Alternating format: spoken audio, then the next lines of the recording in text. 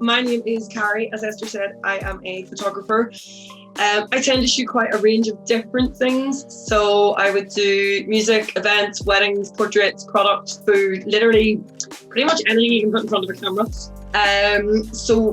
Over this evening, I've tried to condense kind of things that will be useful for you guys, hopefully things that you can learn from. I've sort of started from the very beginning, a few fundamentals about photography and things like that, framing, composition, and then got a big presentation just to go through different tips and techniques and things like that. I kind of wanted to start it with what makes a good photograph. So what will make a good photo across the board of whatever you're photographing? Because you have a pretty wide range of things, I've gone with a fairly general kind of broad spread.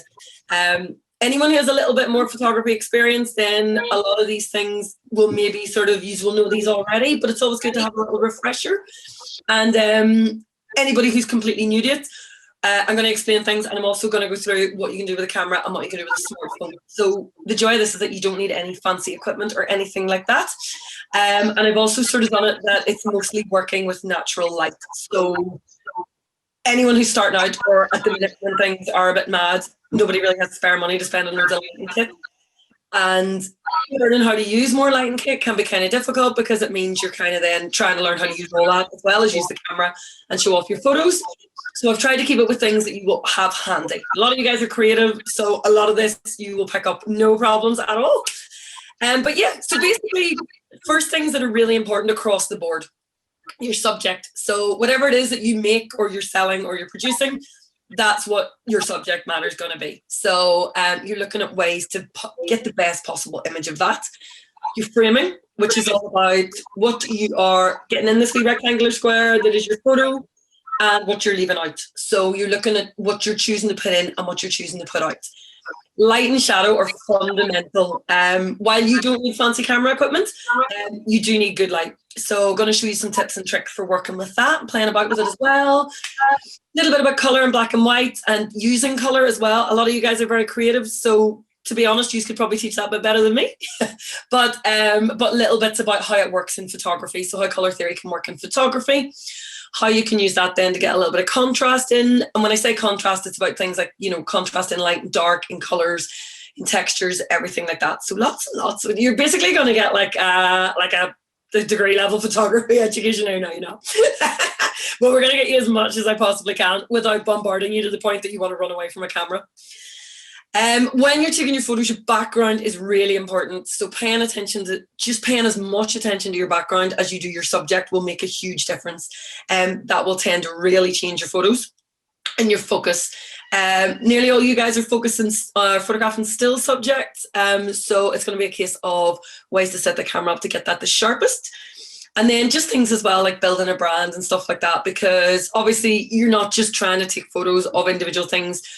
User makers and creators and chefs and designers, and you're going to be making lots of stuff under your name. So you want to get a level of consistency across that. You want to make sure it's looking good. You want to make sure that it's looking smart. And the thing is, you put loads of work into the things that you're making and selling. So you want to put as much work into the photos because you really want to show them off as good as possible, and bad photos will let you down. So you probably all know this, but why do good photos matter? Basically, it's kind of become more important than ever, I think, because there are so many images around us every day now. You've got everywhere you look, there's photos, there's magazines, there's billboards, there's Instagram, there's Facebook. You can just scroll through page after page, and there's hundreds and hundreds and thousands of images out there. And the thing is, you don't want to stand out because your photo's the worst of them. You want to look on a quality par with them. Like I said as well, you spent a lot of time and effort making your product, so your photographs should reflect that. And that's a part of it as well. It's treating your work with the respect that it deserves, rather than pointing and clicking and then banging up any old thing. You want to show your work in its best light, and also you want it to look professional and maintain a high standard. So this is a thing that I think that's really important as well. If you have a website, if you have Instagram, if you have Facebook, you want all of these to look really good. And I know that Blick guys had a little video about whether you needed a website, and there's also one coming up about Instagram and DIY. So you can use all of these things together to get stuff looking really, really good. You'll find that If you're shooting for online and shooting for print, there are different ways to do it. So I've got a little bit on that for you guys. But basically, yeah, poor images will get you lost and people will remember the bad ones rather than the good ones. And that's definitely not what you want at all. You want to get the good ones up there. You'll find things like if you're shooting maybe to share your work on online stores, maybe things like Craft NI, you'll generally find the photography is very good. A lot of white backgrounds, things like that. Or if you're going for maybe things like Etsy, I generally, if you scroll through and you see a bad photo, you won't tend to look at it. So it's all about getting the most out of the photos that you can. If you're on a smartphone, generally as a good kind of rule, so this is my phone is absolutely pigging and fairly badly cracked, but I have a camera, so it's fine. But if you're doing your photography on a smartphone, loads of people do that now. There are some absolutely great bloggers, food bloggers in particular, as well, that tend to do a lot of work on their smartphones. And it's all about relying on using good light, knowing how to work the light, using the strengths that the phone has.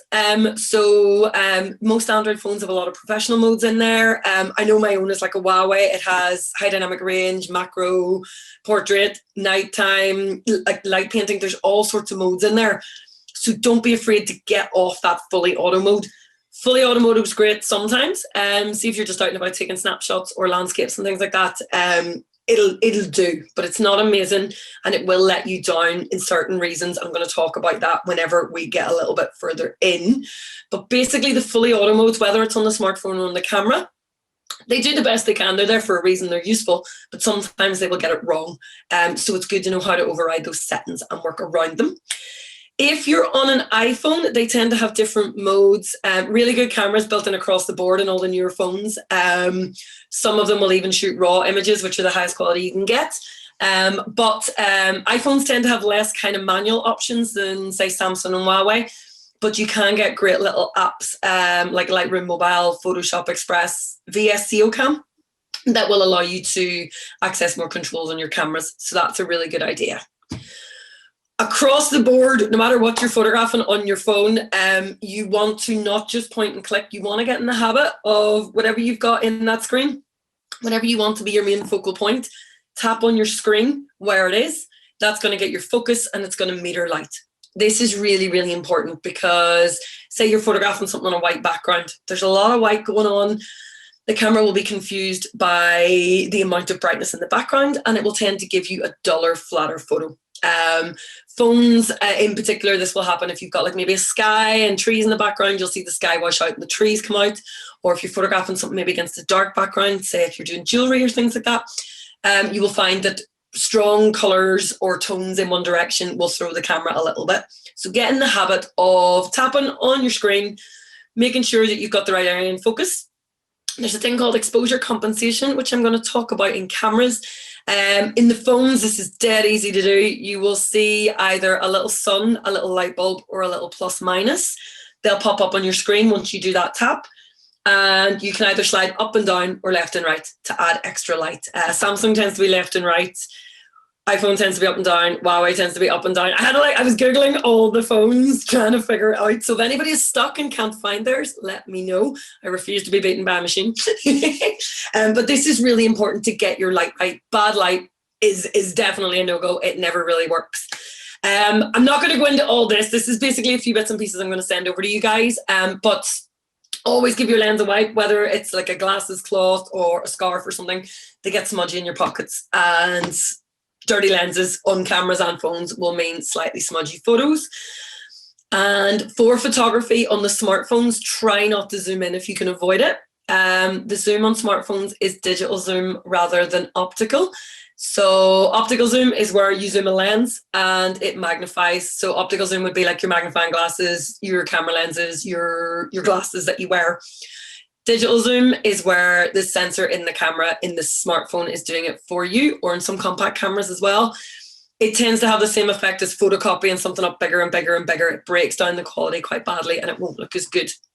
So you're better to shoot a little bit wider and crop it in afterwards when you can control that.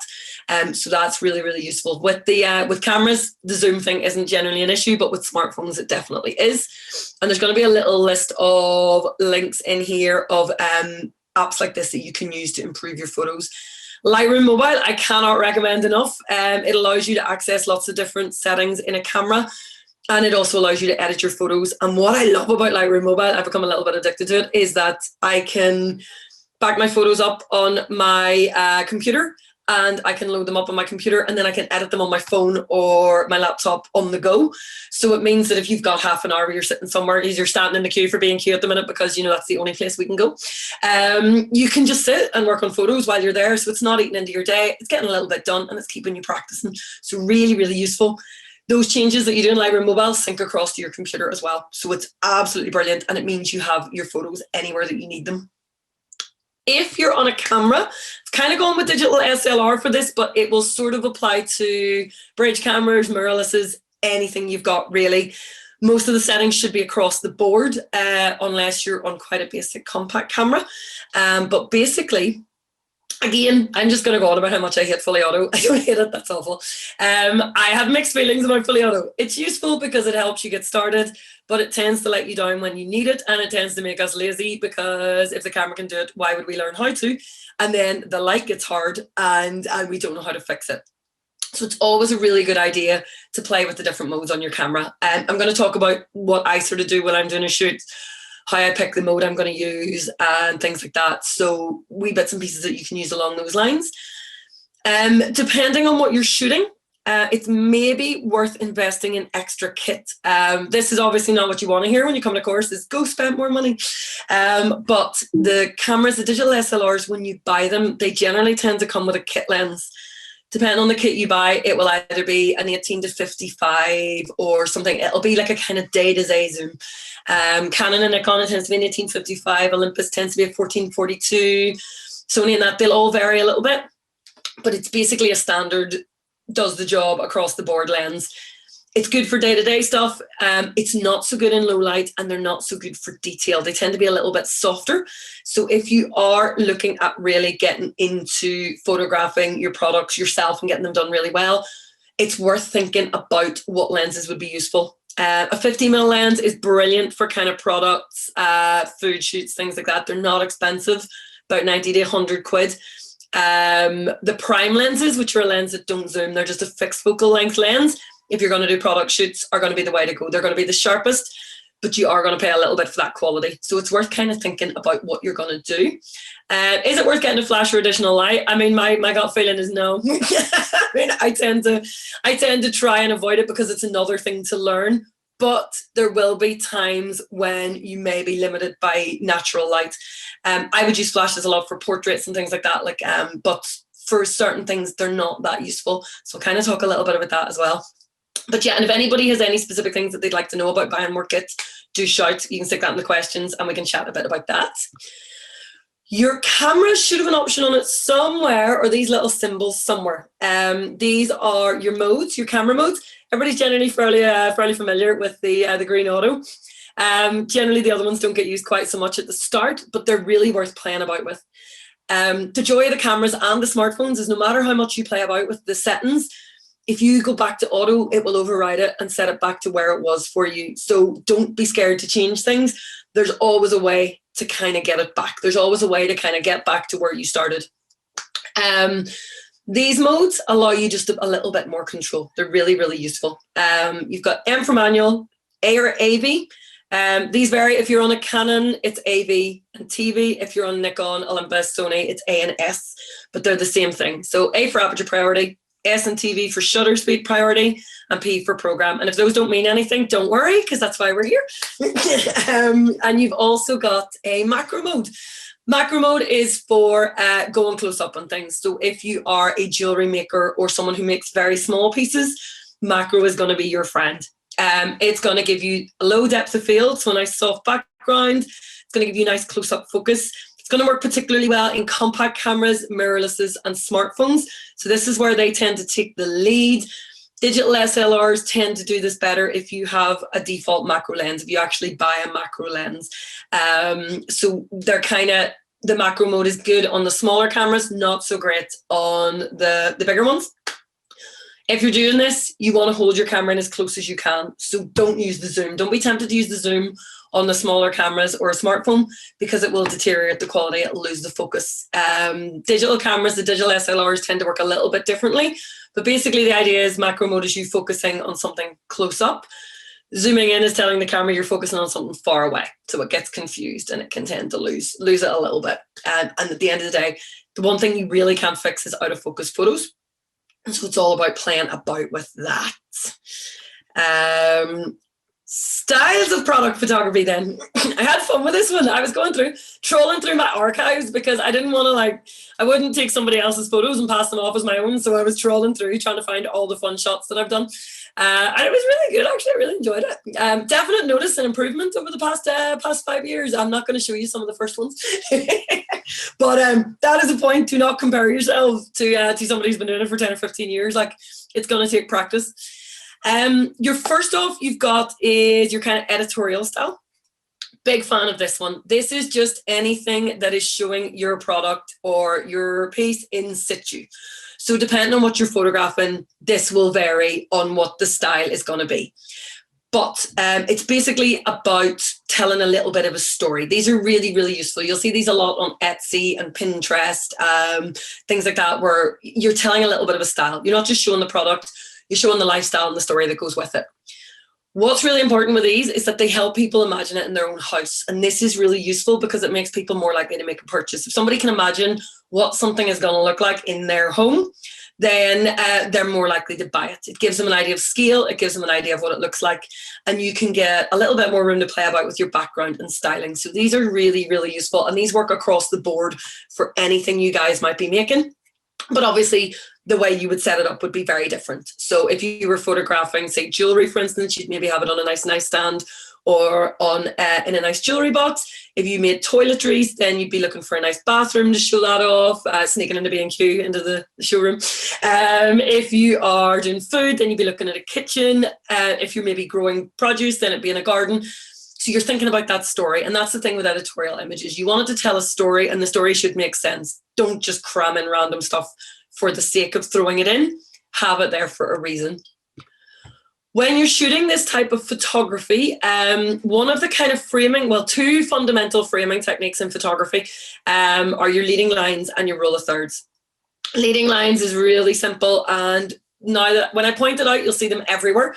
And if you're doing other types of art, you've probably heard about these as well. And it's basically any line that draws the eye through the image. So you can see here, got a nice soft leading line going on in the wee table. A few lines in the background as well, but mostly the lines are going on here and a little bit of shadow. So it's quite soft. It's not very pronounced. Leading lines would be more pronounced in the likes of landscape and scenery photography, but in products, they're going to be a lot more subtle. You're going to use props and styling to draw them around. So things like in this, I've got the little spoon drawn into the jug, all the oranges and the fruit, everything kind of frames around the jug and points in towards it. The jug was the thing I was photographing. This was the added bonus of this was after doing this shoot, I got to drink the sangria. Got nice kind of shadow and light going on here. I'm trying to tell that little bit of a story. So the whole idea was sangria, you're going to drink it in the summer in a garden. It's going to be lovely and wonderful. Oh, it's going to be so sunny. And I basically then took weeks to get a sunny enough day to actually do it. But basically all entirely natural light. The only thing I've used here is a couple of reflectors, so just card to bounce light back in, and just my styling, so playing about with it. So your leading lines are really good for just creating depth, because photos are always flat. Leading lines will give an illusion of depth. They'll give it a little bit more three-dimensionality. And they'll also guide the viewer to what they're supposed to be looking at. So they draw the eye through your photo, and you can use these in loads of different ways. Some of your products will even have them built in with chains on jewelry, or if you're photographing something that maybe is square shaped, you've got them in the box already. Rule of thirds is another really good one. I threw in a gig photo here just because I kind of like this one as an example of rule of thirds. But yeah, there will be other ones with products as well. This again is more for your editorial style. Where you're kind of shooting something in situ. The whole idea of a rule of thirds is to frame your image up as if it's split into three sections. So this girl here, she is a really good example of rule of thirds framing. This was when I could go on holiday. Do you remember holidays? The reason I've chosen rule of thirds framing here is because it works better for the subject. And this is kind of what I wanted to talk about. See, without any fancy camera equipment, just knowing these kind of basic composition rules will really, really help, and it will really make a huge difference. So leading lines, it's about creating depth and drawing the eye through the photo. Rule of thirds is all about balancing your image out. So whenever we look at a photo, we tend to look around the center. We don't look right in the middle, we look around it. So you've got center framing, where the person just sits right in the middle, like I am in the Zoom screen right now. Rule of thirds framing, where the person's off to one side. Now, as you can see at the minute, that doesn't work very well in Zoom. Works well in the photo. The way this works is if you have maybe a distraction in the background that you want to get rid of, if your product maybe faces a certain way, if there's something curving into the shot, if somebody's looking into the frame, then you can position them off to one side. So the reason that this doesn't work in the middle is that the sculpture is tilted to the side. It would go here, there's a face in the middle, the snake would be drawing your eye out of the photo. It would be leading you away from what you're supposed to look at instead of towards it. It would make the image too heavy to one side, and it wouldn't be as balanced. Same with this photo here of Hosier. The rule of thirds is going on like at the top third sky, the bottom 2/3, the trees and the crowd. And then I've got him on the third line here as well.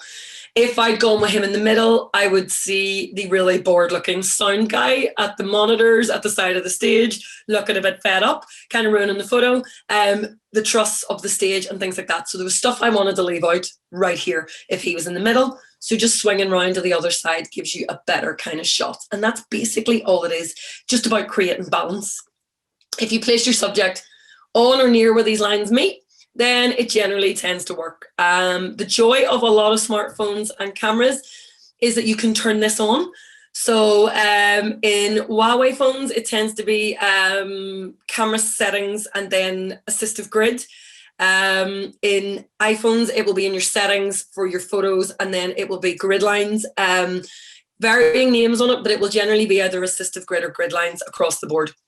They show up on your screen, but they don't show up in your photo, and they're really useful for guiding you. And it's worth playing about with as well to see what looks better, because you'll find some things will work really well with rule of thirds, others won't. What is really useful for rule of thirds when you're photographing the things that you make as well is that you've space here. So you can use this negative space to put text, to put logos, to write about your product. You could use it with like maybe on a website as a background with a menu here. So you can use those images to work with design as well, because you've got more space to play with rather than your subject being right in the middle. And your last but not least one is your isolated product shots. These kind of look the easiest, but in all genuine honesty are probably the meltiest to do. Meltiest is a technical term. So basically, this is when you're showing off your product with nothing around it. So you're trying to get an isolated shot. And the reason it's called isolated is it's isolated on its own on white. This one was done entirely natural lighting. Again, no artificial lighting going on here as well, because I didn't want to do stuff that then you guys wouldn't be able to replicate at home without spending a fortune. But basically, this was achieved using an infinity curve. Now, an infinity curve sounds really, really fancy. Sounds like something you spend a lot of money on. An infinity curve is basically a piece of paper that does this. That's all you need. So any regular piece of paper, I've used wallpaper for these before, and you bend it so that you can't see a shadow. A hard line will give you a shadow. An infinity curve is just a piece of paper or fabric that leads away and curves up in a soft curve, so that you don't get a hard shadow. You can do this with a curtain rail. You can buy backdrop poles. This one I actually just set up. I'm really lucky. The house we live in now had a conservatory built before we moved in, and it is the perfect light for photographing literally anything.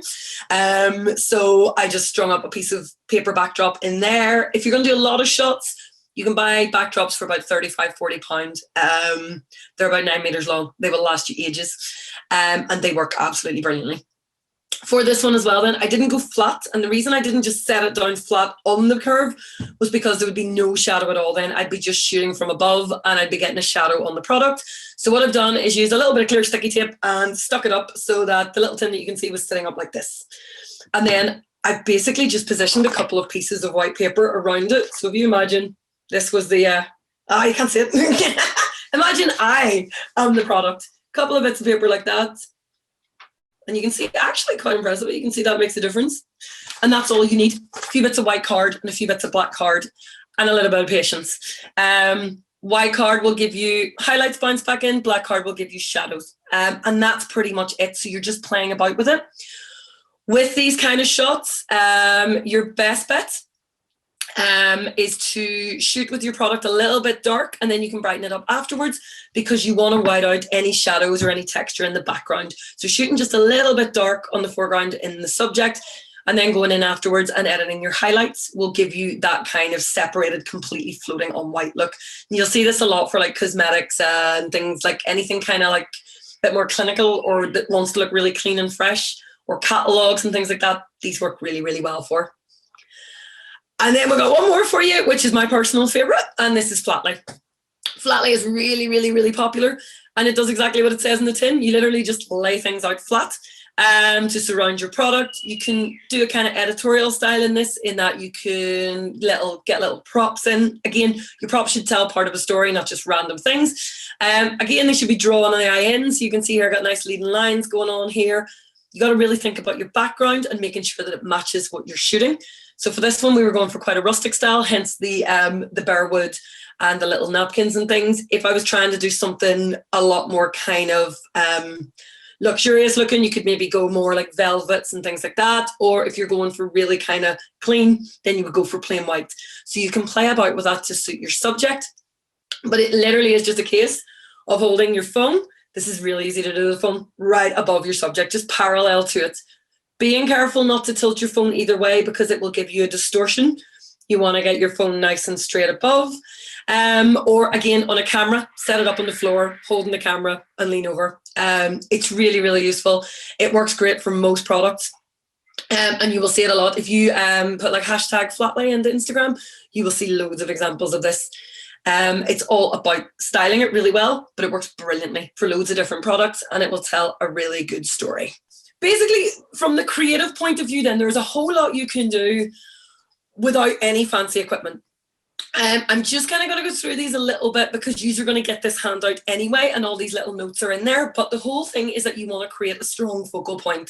So whatever you're photographing, and whatever style you're photographing it in, you need to make sure that the light is right on your product and that everything else is just there to complement it. So in this one here, it's a really soft background. We were trying to give, the product is called Pure Butter. So it helps when the products look nice. That's always good. So you guys are already off to a good start. But basically we wanted to do something that echoed that kind of idea of purity, of freshness, of things like that. So we went with lovely white flowers, and all kind of arranged around. Nothing distracts from it. It's drawing the eye right in. This works well center framing. If you're doing a flat lay, generally it's going to work better if your subject is in or near the middle. If it's off to one side, then people will be drawn away from it a little bit. So if you're going flat lay, it generally tends to work a little bit better to get your subject right in the middle. But your focal point is just where you're focusing on. So what do you want someone to look at? Whenever you look at that photo, you don't tell me that's a photo of flowers with a tin in the middle. You tell me that's a photo of the Mango Girl Pure Butter. And that's the whole idea. You want people to know exactly where to look. You want to avoid clutter. Like I was saying as we were going through there, don't throw everything at it. So getting a few bits and pieces in are a good idea. This was a shoot for Craft and I where we were trying to show off the napkins and the wickerware.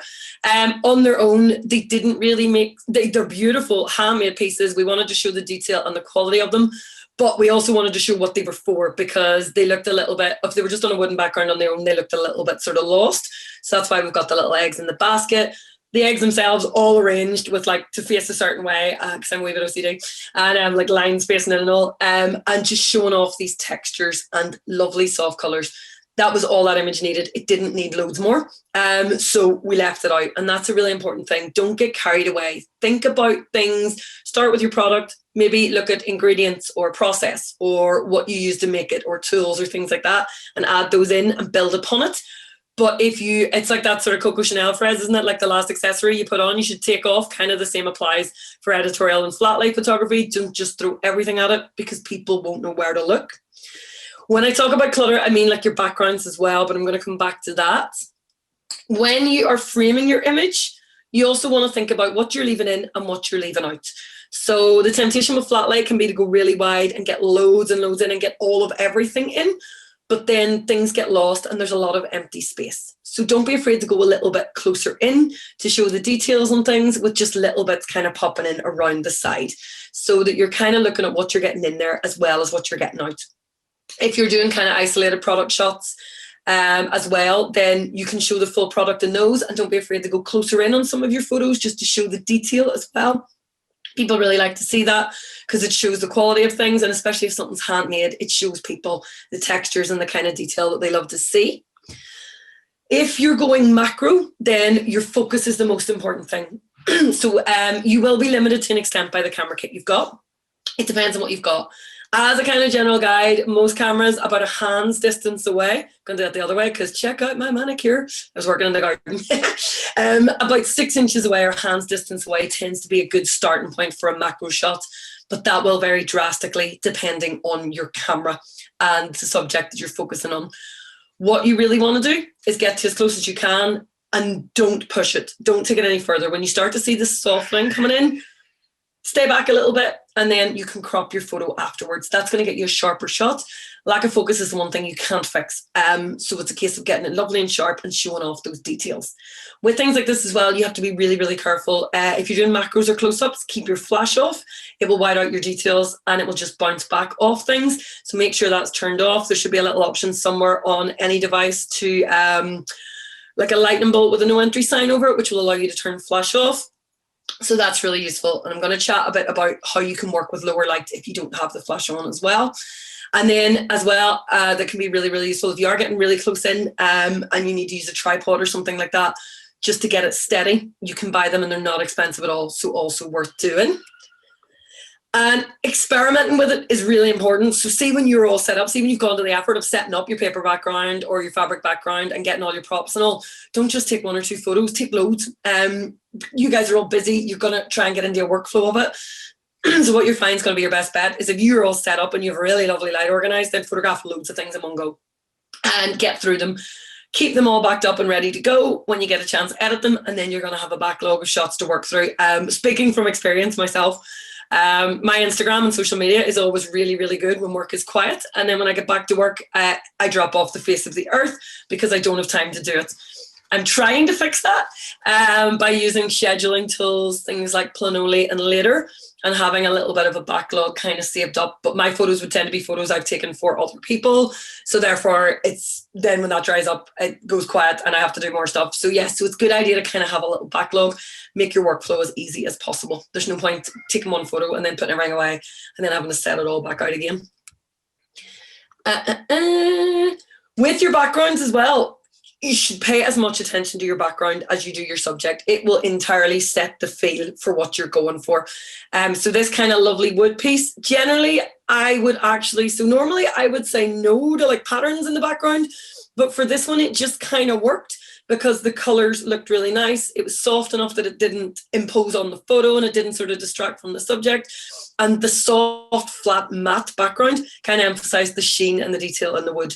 So look at your background as part of your photo and be like, right, what mood do I want to set here? Dark backgrounds tend to look a little bit more dramatic. Light backgrounds tend to look fresh and boost color.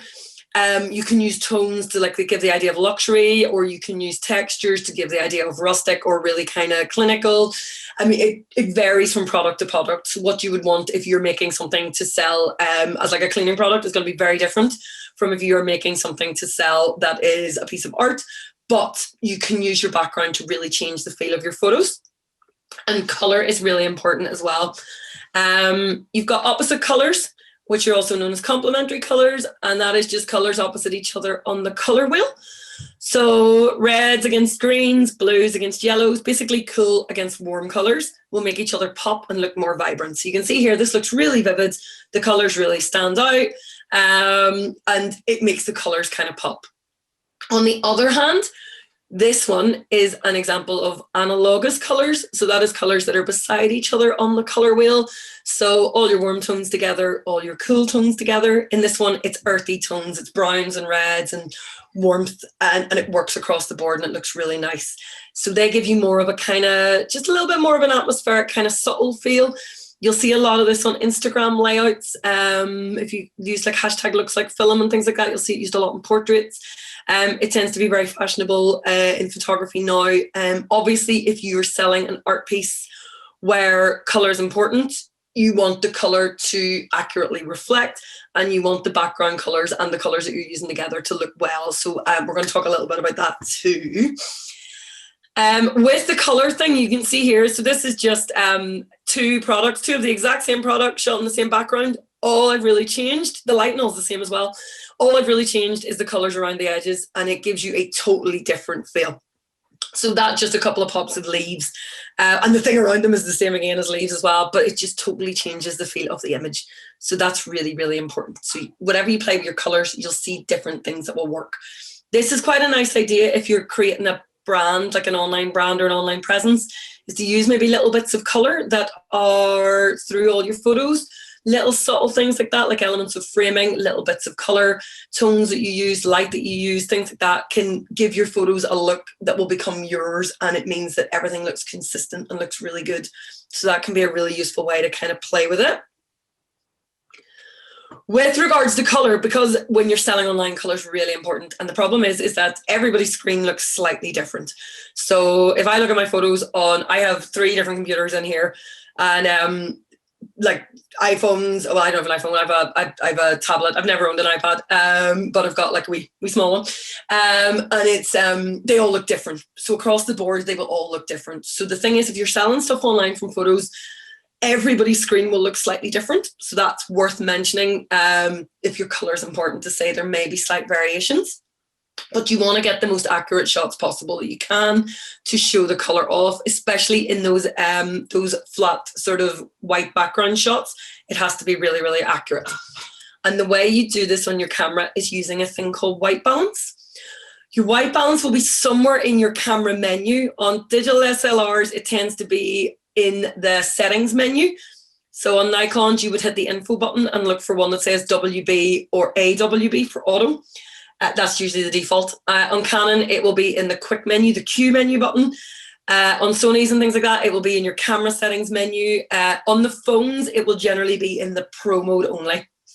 And basically, whenever you use different types of light, you get different types of photos. I'm in here at the minute. I've got a little bit of a mix of light going on at the minute. So I've got like a warm kind of bulb above and beside me. And then I've got the cool light coming from a screen light, like an LED light in front of me. So a little bit of a mix of colour tones.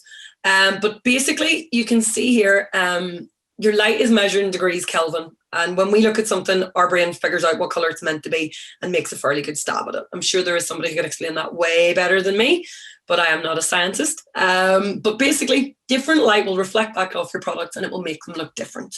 Your white balance is really important because it allows you to fine tune this and control it. Now, it's measured in degrees Kelvin, but there will be default settings in your camera. You will find options for daylight, shade, cloudy. They all throw a little bit more yellow in to warm things up. Tungsten would be for really warm interior light. So older bulbs, candles, things like that. Throws a lot of blue in. If your colours ever look really, really off, then generally it means your white balance is out and you need to figure that out. I tend to shoot raw files. So if you're on a digital SLR, the best advice I could give you for white balance is to shoot raw so that you can fine tune it afterwards. But that does involve editing your photos afterwards. You can't use them straight off camera. If you're shooting JPEG or shooting on a phone, you'll be able to adjust it looking at the screen. And what you want to do is get something in your shot that you know is going to be a completely neutral colour. You can use a grey card for this. You can buy a thing called a grey card that has a certain level of grey, so it neutralises the white balance. So what you would do is basically set your camera up in the exact light that you're going to be using. This is a white card. I don't have my grey card here, but throw your grey card in. Take a photo of it with it in the middle, read your degrees Kelvin for your light, make sure that you're happy with your white balance, fine tune it till it's perfect and it matches, and then you can lock that setting and shoot from there. If you're photographing on a white background, generally the camera will do a pretty good job of it because it's got white behind. Likewise for black. If you have a little bit of issues in it where the camera maybe sort of gets it a little bit wrong, generally you can go in afterwards and fine tune it as well. So what I find is a really good idea is if you're shooting something and you don't want to have that white, grey or black in there, but you do want to get your colours really, really good, have them just to the edge of the frame, just kind of overlapping in a little bit. Go in whenever you're editing your white balance, and then click on that area to set as your neutral point, as your white balance point. And that will level out your light for you. So it's really, really useful. Most of the time I tend to shoot on auto white balance. It tends to be pretty good. The only time I tend to sort of find that it tends to get thrown a little bit is if I do something like maybe this, where I've got a bright blue background. The camera thinks that's wrong and will try to correct it by throwing yellow in. In this case, it kind of worked quite well because it gave me nice warm tones. But if I was a printmaker or a painter, I want my photos to look like what my stuff actually looks like. So that's really worth kind of doing and playing about with. There's a little bit more about it in there for you guys, but we will send that over. And then the other thing is using light as well. So depending on where you shoot is basically the most important thing here. Pretty much to get nice product shots, all you really want is a nice soft light coming in. So either a north-facing window, a conservatory, build a conservatory, a south-facing window with some very high-tech, either thin net curtains. You can buy diffuser panels, or you can stick some tracing paper up there. Any of these things that will work because they will soften light and they will cut down glare points and burnt out highlights. So all of these will work. Moving your subject further away from the light will soften the light on it. Moving around the way you shoot, turning things around will sort of change the way you shoot as well. That's all well and good if your object is something small and something you can move. Obviously, it won't always be. But the easiest and handiest way to do it is if you can move around. Because you'll see here, looking at my wee face for a moment, as I move the camera and the thing around, I get totally different light. Oh, that's terrible. Look at those eye bags. If I go back around, it gets much softer and much nicer with a little bit of contrast. And that's what you want to show off texture. So it's all about where the light is hitting your subject and where the shadows fall. As I said before, you can really control this by using either a shadow card. So if you pay attention to this side of my face, you'll see there that removes the brightness there. Soften things down. It's literally just using a piece of black card. If I wanted to bounce light in here, then a white card on this side will make a big difference as well. You'll see that just breathing the light in, and you move that wherever you want to. If you're doing like smaller products and things like that, make yourself a V out of white card and stick it around, and it will bounce the light back in for you. So you don't need very fancy equipment to do this. You can buy little reflectors and things as well that will do it for you too. But simple white card for bouncing in light, black card for adding shadows will make a huge difference. And that's what photographers basically use, fancier versions of that to bounce the light in.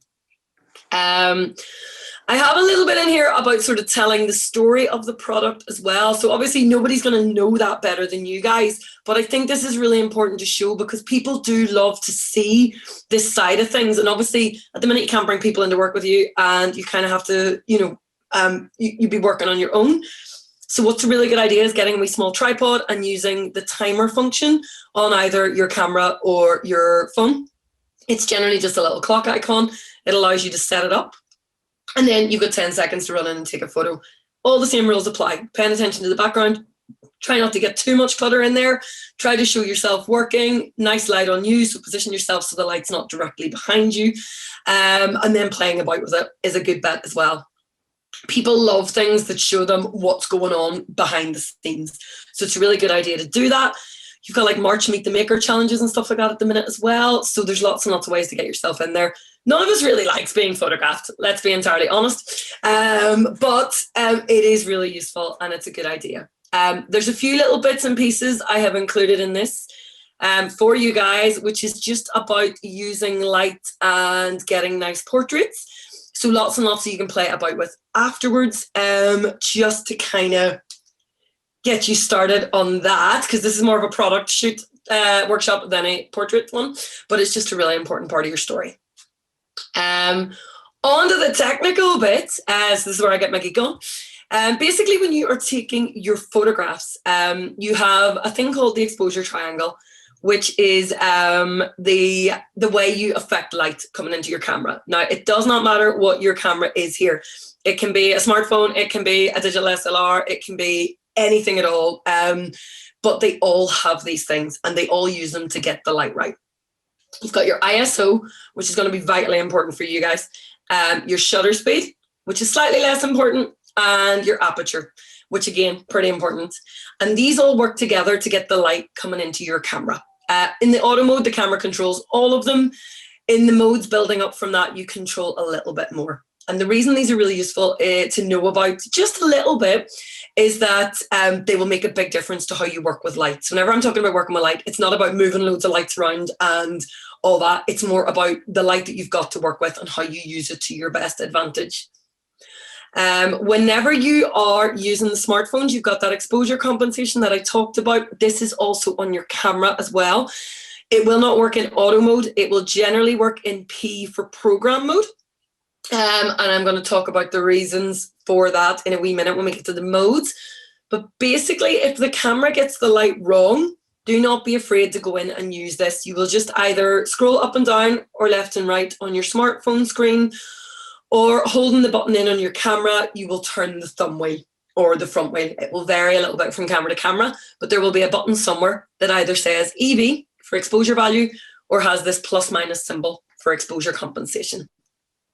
When you go in and change this, you can add or subtract light, and it's really, really useful.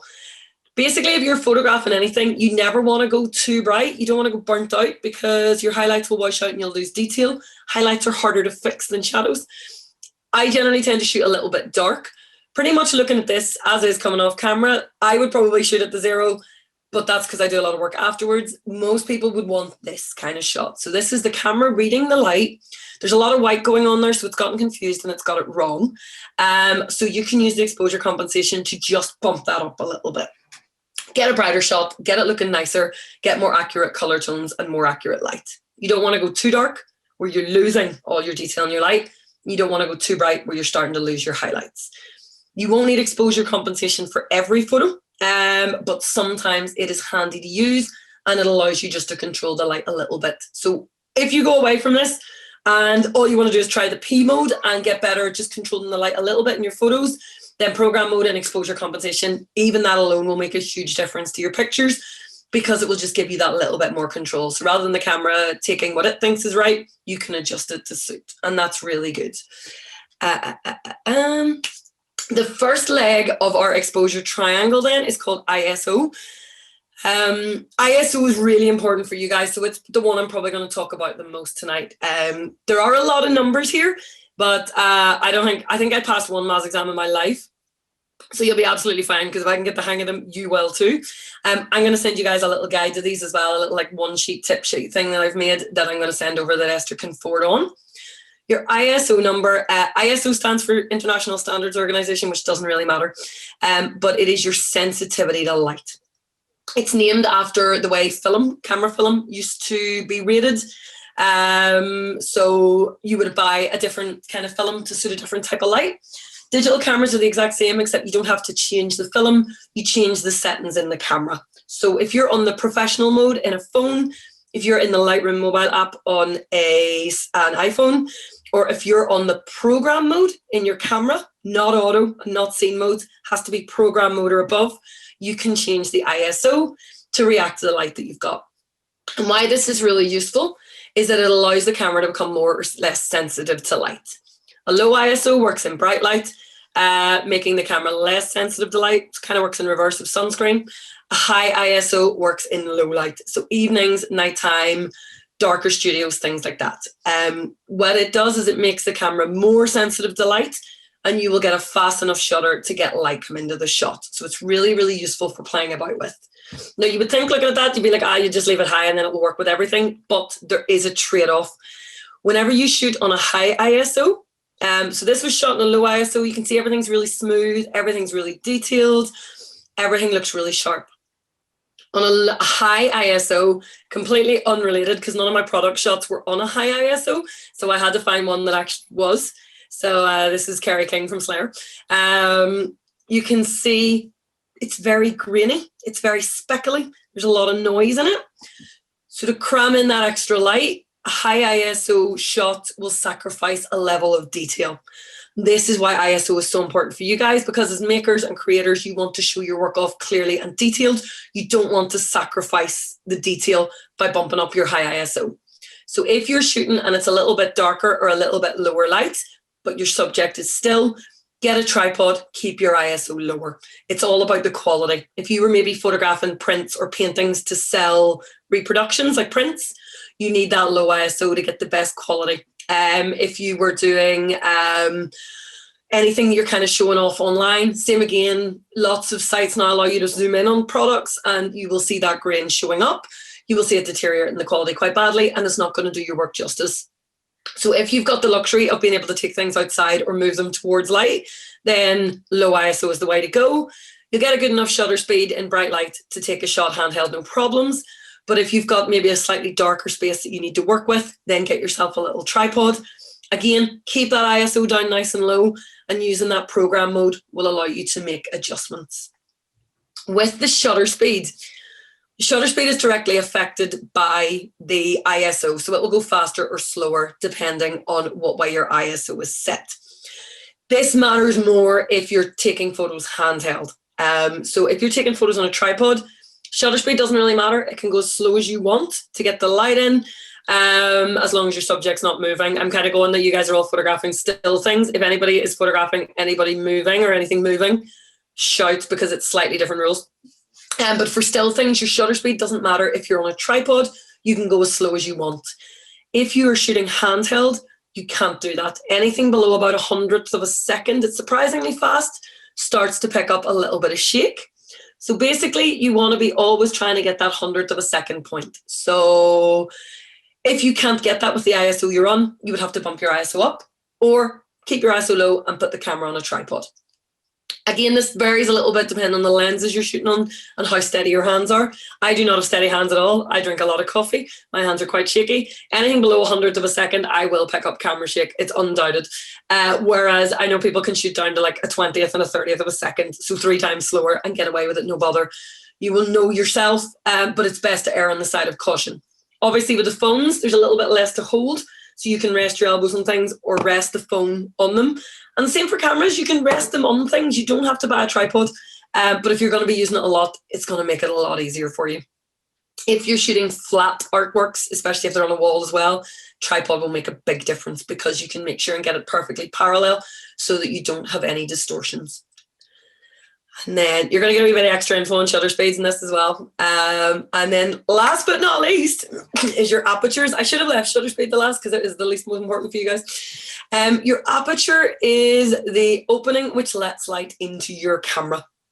So whenever you press the shutter button, it's controlling the light getting in. This one becomes important for you guys again because this controls not only the amount of light you get in, but the amount you get in focus. If I can pop this down a wee second, I'm wondering, will this bring me up? No, it didn't. I found myself a lens that I could open up the aperture in just so I could show you guys.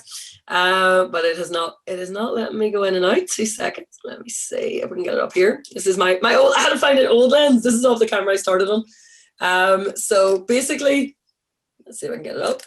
Oh yeah, you see that little hole opening and closing? There we go. That lens is stinking. That is your aperture. It works like the pupil in your eye. It either lets in more light or lets in less light, depending on the way it's set. Basically, as a kind of rough guide, low F numbers let in more light. High F numbers let in less light. So they work the opposite way around to ISO. The other thing then is that low F numbers get less in focus. High F numbers get lots in focus. So the easiest way to kind of remember that is low F number, low depth of field, high F number, high depth of field. And that's basically all you guys kind of need to worry about. This is an example of shooting on aperture priority mode. So program mode, you can control the ISO and the exposure compensation. Aperture priority mode, you're controlling your depth of field and your ISO, and you can also use your exposure compensation. For a lot of you guys, this is going to be the most useful setting on a camera because you can control these things. With the aperture adjustment, you will see that as the number below gets higher, more and more becomes sharp in the background. And that's basically your depth of field. High depth of field would be here with everything sharp. Low depth of field, here with everything blurry in the background. There's a sweet spot for things. You don't want to go so shallow that you lose the detail on your product. So probably around F4, F5 is a good kind of range. If you're shooting things with a lot of detail, you're going to want this slightly higher just to get that little bit more detail in there. But you can soften your background by either using a plain background or positioning your subject further away from it. The way this works is basically just, if you kind of look at this wee diagram again, the low F numbers are a big soft fuzzy beam of light. The high F numbers are a really focused and condensed beam of light. So this gives you a really focused, sharp image, whereas this one gives you a lovely kind of nice fuzzy image. And you can see it kind of in practice here. So this one is a low F number, 3.5 or 4. So I've got one really sharp item in the foreground, softer in the background. It's brilliant for editorial shots because it draws the eye in, it minimizes distractions, and it lets lots of light in, allowing me to shoot this handheld. This one is a high F number, so everything is sharp. A little bit darker because there wasn't quite as much light to play with, but it keeps the detail in. If you're shooting prints, painting, somebody mentioned paintings, things like that for reproduction, because your piece is perfectly flat, you will get away with a kind of mid-range. F5, F5.6 should work pretty well because there's no distance change across your piece. Sculptures, slightly different. Jewelry, slightly different. So I've got lots of little tips for those kind of through this as well. They will vary a little bit from subject to subject. But basically the things that are going to be most important for photographing things that are still. First thing, look at your light, get your ISO. Second thing, do you want a sharp background or a soft background? If you're going soft, F number low. If you're going high, kind of really everything sharp, you're going to get your F number high. You will see that your shutter speeds will change to suit those in the aperture priority mode, depending on what way you've got the camera set up. So you can play about with these modes. Program mode will control the depth of field for you. It won't give you so much control over it, whereas aperture control will. So it's your A or AV mode. Some of the phones do have an aperture menu in them now as well, which is brilliant. They do it kind of using artificial intelligence, AI effects, but it works really well. It's surprising how much you can genuinely do when you're playing about with the phones and everything that you can do in there. So it's really, really useful. Basically, as well, then, the one thing to sort of try and avoid as much as you possibly can is flash. It's not really going to be particularly flattering for your subjects. It's not going to work well. It's going to tend to bounce back and it's going to tend to change your colors. Flash is a really harsh, really white light. So it tends to look really quite hard on things and it doesn't tend to look good. If you can get a softer light, it's a better idea.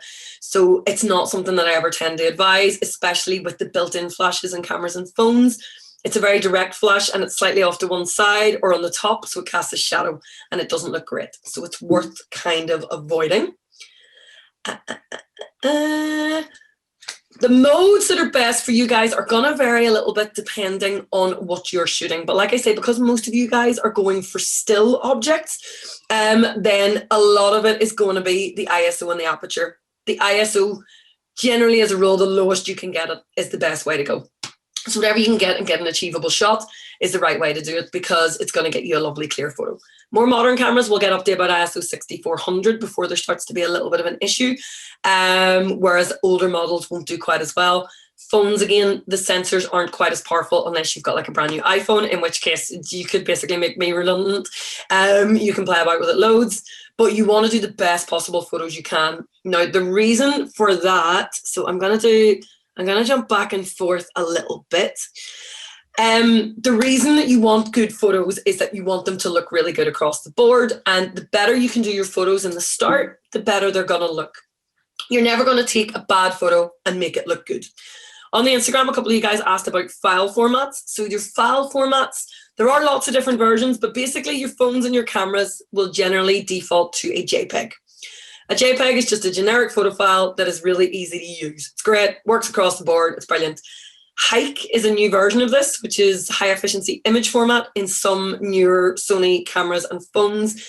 Same kind of thing. A JPEG is a compressed file, which means, so whenever I take a photo on my phone, it's a JPEG.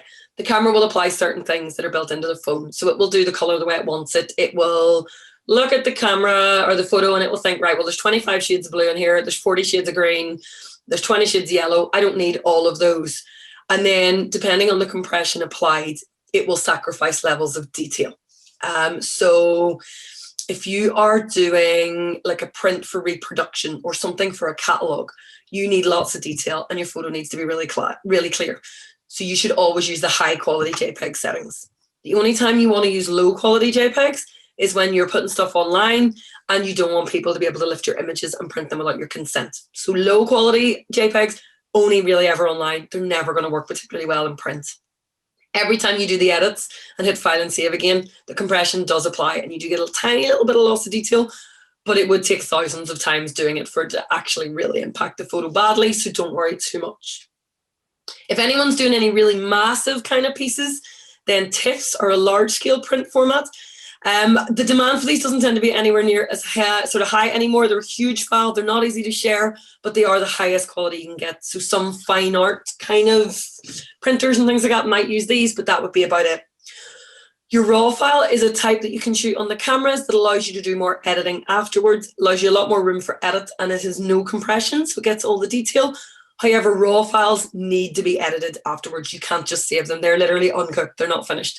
So you can't just send them straight out. So if you're not going to spend ages or you don't have this sort of specific software, stick with the JPEGs. It's going to work across the board. Depending on what you might have access to, if you do have a Creative Cloud subscription, most of them include Lightroom and Photoshop, both of which will allow you to edit your images really, really well. I am a big fan of Lightroom. It's a little bit easier to maneuver than Photoshop. It's not quite as overwhelming. And it also allows you to organize your images in collections, so you can keep a catalog of your images. This is something that's really important when you're taking a lot of photos. You're going to want to label them in a way that you can find them really easily. And this is really useful for this. Lightroom Mobile, like I said, on phones and tablets, absolutely brilliant. It's free and it's unbelievable. So no matter what your phone is or your camera is, get it. Totally worth it. I think I was sponsored. If you've got Photoshop, I tend to use Lightroom for my edits and then Photoshop for my detailed retouches. But again, it's a very hard program to use and a whole big thing in itself. But if you have the time and the patience to learn it, YouTube tutorials and things like that can be really great. I find for sharing stuff on Instagram and things like that, I tend to use Snapseed a lot. It's a great little free program. You can use it on your tablets. You can use it on smartphones. You can send images across to your smartphones to edit on them, or you can take them on the phone. It has a lot of the things that I would talk about in Photoshop. So you've got your tune image for adding brightness and contrast. You've got your curves. Your curves allow you to brighten or darken your whole photo. You can see there you've got your white balance. You've got your cropping tools. You've got a healing brush. You've also got brushes, which allow you to paint extra light into areas, brighten things, remove shadows, things like that. As a free tool, it's absolutely wonderful. It has built-in tutorials as well, so you can actually get stuff into it, play about with it, edit with it, and see what you're doing. And then you can watch little tutorials to learn how to do more as well. And for the fact that it costs nothing, it's absolutely great. And it will allow you to make those changes that you will need to, things like white balance and things like that.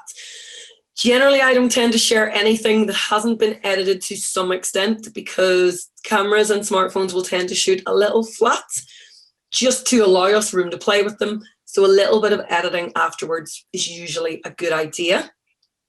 And then another thing which is a great idea, especially if you're shooting things like prints or paintings or artworks or anything like that, is if you do have a Creative Cloud subscription, Adobe stock photos are great for creating these editorial style images. So say you wanted to show off your work, how it would look in somebody's house. You can get these images for free. I think you can get 5 free a month, and you can Photoshop your piece in there to show somebody how that painting might look hanging on their wall.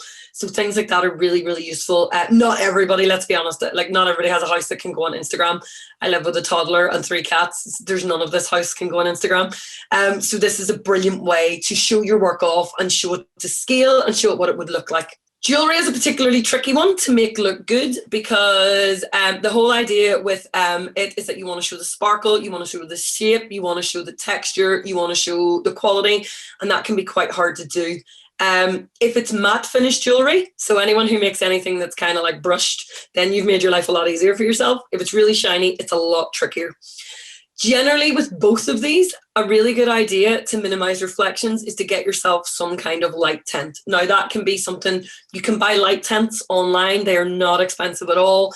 It's just something that's made of like a see-through white fabric that you can put your piece in, and you can photograph it. You can put a little backdrop in, you can photograph it in there, cuts out reflections. You just poke the camera in through a hole in the front. You can build one of these using white cardboard. You do not need to spend money on it. I've made ones before myself where I've literally just had a little infinity curve of white paper and then just put a box of white card around it. It works brilliantly. A white sheet draped over it will work as well. So there's lots of ways you can do this with things that you have in your house already. But what you want to look out for is missing those reflections. with both matte and shiny finished jewellery. So matte finished jewellery is a little bit easier because it is matte, so the reflections won't be as clear, but you want to show a little bit of the texture. With shiny finished jewellery, you want to show the shine and the reflection. That's where those cards that I was showing you guys on my face are going to come in really handy. So your white card to get your highlights in and your dark card to cut out your shadows. Putting those wherever you need to and moving them to see. So this little guy is a fish. I had to kind of move my cards around the edges, and you will see as you look at the piece where those shadows and those highlights go will change. You get it to where you're happy with it, and that's you. Darker backgrounds tend to be easier for showing lighter colored pieces. Lighter backgrounds tend to be a little bit sort of better for the darker colors. If you want it completely isolated as well, you can also do things like even putting a bit of white paper in a bright window and taping a chain to it so things hang down so it's overexposed behind. There's a lot you can do with just natural light that will work really well. Don't be afraid to use, actually really randomly for lots of you guys, dental wax is wonderful for positioning things if they fall over, because you can mold it and you can squish it, you can stick it on the back and it keeps things in place, but it cleans off really easily. So dental wax that you can buy in Boots for like when you have braces, it's basically for covering your braces, is like an absolute key tool for photographers. I use it all the time. If you're photoing anything that is going to be held or worn on hands, this is one, right? So you can see my nails right here. These are the hands of a working woman. They are not pretty and they're not going to sell your product. So if you wanted to photograph rings or jewelry, you need to get someone who has nice hands, and it's got to look good. Hold them in poses that look soft, so no claws, like kind of things even when your hands sort of folded around a little bit, hands kind of just lying loose, just getting that nice soft depth of field, nice things like that. It's all about the kind of background here. So looking out for wee things like that are good. Also rings and things like that, set them on something a little bit reflective. See if you can get a little bit of like a black shiny tile or perspex or something like that. Even the black screen of a laptop when the laptop's turned off, or the white screen of a laptop when you've got a white page, will give you that artificial kind of reflective background that looks really nice and gives you just a little bit of a reflection in the product underneath. So little tricks like that can work really, really well. Again, it's all stuff you're going to have in the house. Big flat pieces. So this was a huge piece that I had to photograph in Queens.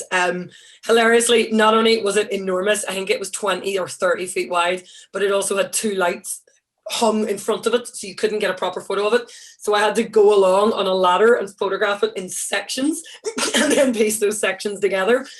There are going to be big pieces where you might need to do that, but for flat pieces like this, so one of you guys was actually asking about a painting and you have the lights. So yeah, if you've got 2 lights, that's great because you can shine them from either side at a little bit of an angle. So generally light slightly above and slightly to one side works well because it gives enough shadow to pick up detail and texture, but not a strong enough glare to give you a highlight or a burnout point. You want to go low ISO again, and you want to make sure you have no reflections. So what I find if I'm photographing, say, a painting that's hanging on a wall or something that is behind glass, so for both of these, you need to create a gigantic version of a tent, that light tent that I talked about for the jewelry. So flat pieces behind glass, flat paintings, things like that, anything that will reflect, you need something bigger than the piece behind you or directly behind the camera to stop those reflections. What I find tends to work best is either a plain black, plain grey, or plain white sheet. Something that black tends to work well because most cameras and tripods tend to be black, so the camera tends to be disguised in it, and then it's a case of either using a remote to trigger the camera or hitting it on the timer and getting out of the way, letting that drop back down. So this was just shot with literally this one here. It's a small piece, so a lot easier to do. 2 pieces of black fabric in a V shape, tripod in the middle of the V so I could stick my hand in and take the photo and then pull my hand back out. It does cut your light down drastically, so you do need to use slower shutter speeds, but it will cut out those reflections. If anything is behind glass, that's kind of the only way to shoot it straight on, otherwise you're always going to get reflections. The other option is to shoot it at a little bit of an angle, and then you can correct that perspective afterwards, or shoot it in a really dull room so you hopefully don't get too much reflection. And what you can do then is you try to get it so the reflections are on the mount or any plane areas, and then you can Photoshop those out. So pieces behind glass are generally a little bit of a nightmare. If you can shoot them before they're in the glass, then it's going to make your life a lot easier. But obviously that's not always going to be the case. So then you're looking at getting those reflections. If it's a very, very, very dark room, the white sheet will work well. Or if you're in a gallery as well, if you've got a white wall directly opposite the piece, that will work quite well too. Another way to do it is to get your camera back a little bit further and zoom in a little bit so that the reflection of the camera is minimal and really, really small. And that means that you won't have as much of a reflection to worry about too. Trying to get yourself out of the shot is a big part of it as well.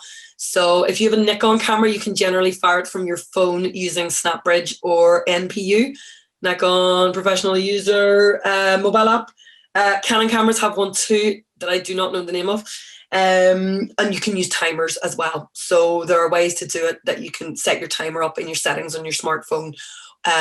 Same rules apply to the smartphone. You're still going to need that tent or that cloak around it just to cut out all those reflections and just to control those. So it can be tricky to do. I generally tend to do them in front of it, not above it, because you want a little bit of light bouncing back in, and it gives you this nice little shadow of the frame as well. It makes it look more three-dimensional. So you still want a little bit of light in there. If you're photographing something really, really shiny the whole way around as well, that tent effect works as well, and you can put in the strips again of white and black paper to add more reflections. One thing that's really important for these is obviously that card as well, to get the white balance, and you don't want to go too wide. See, if a piece is big, do not be tempted to do the easy way and go really wide on either the smartphones or the cameras, because really wide angle lenses warp the edges of your picture and you will get a little bit of a distortion. So if I look at this piece, for instance, there is one slight flaw here. This bit, I just couldn't balance the light out properly, but the girl was happy enough with it, so it was grand. The rest all stitched together. There's like 4 different photos in here. It all stitched together really well, bar this one bit, just because of the way the light was reflecting. The piece was so big I couldn't tent off the entire room. It involved me standing up on a ladder as well. There was no way to do it properly. So it was a case of just kind of stitching it together. But it's all that kind of playing about with light. If you've got lights and you've got a tripod and you've got a place in your house that works particularly well, what can be a really good idea is, if you have the luxury of it, is to leave it set up. Or if you don't, take a photo of the setup that you had and note the settings that you had. And then, because you're going to be shooting with pretty much like those artificial, those constant lights going, and you've got the tent, your settings shouldn't change a lot. So once you get it figured out once or twice perfect, you should be able to then go in and do that numerous times, and it should work really well. For flat pieces as well, you will find that it's generally not a good idea to shoot them from directly above, because quite often we're lit from above, so you will get a shadow of you. So if you are shooting them from directly above, get your camera really straight, really flat, and make sure that you're not casting any shadows. So a nice soft light, again, a tent behind you, things like that will work really well. Anybody who does paintings and print now are like, oh, they're going to have way more work to do. If you're doing glass items, then glass is see-through, so your background is vital, and you need a little bit of backlighting to really give the impression of the 3 dimensions and the texture and the feel. So don't be afraid to go a little bit more editorial in these, or you can also use dark backgrounds behind lighter pieces, just to give you a little bit of that kind of detail coming through. Another good idea is a little bit of backlighting, like I say. So it could be a window, it could be a light, it could be a light bouncing off a white piece of card. Something that bounces back through it, especially if it's coloured glass, will make it stand out really, really well. That will work for pieces of jewellery too, where they have gemstones. If you've got that light bouncing in from behind, it should show through the facets of the stone and look really nice. I tried to cover as many of these as I could possibly think of. Ceramics and sculpture. You guys, it's all about showing the detail and the shape. So you want to show the finish, the colour and the shape. So you're looking at probably a little bit of side lighting is going to be your best bet.